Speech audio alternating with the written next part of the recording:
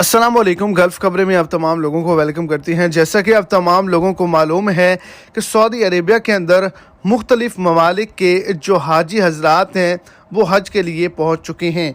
वहाँ पर आज के दिन जो तादाद बताई जा रही है वो 11 लाख के करीब है और इसी तादाद की वजह से वहाँ पर जो हादसात हैं वो भी काफ़ी ज़्यादा हो रहे हैं।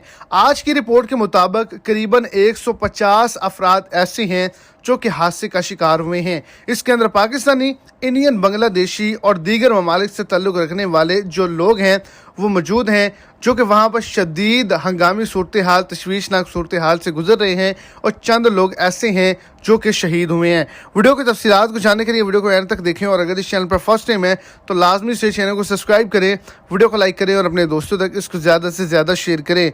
आपको बताता चलूँ कि आज के दिन 150 अफराद भगदड़ की वजह से, रश की वजह से और दम घुटने की वजह से हादसे का शिकार हुए हैं, जिनमें से 40 के करीब ऐसे लोग हैं जो कि वहाँ पर शहीद हो चुके हैं और दीगर को मुकम्मल तौर पर रेस्क्यू कर लिया गया है।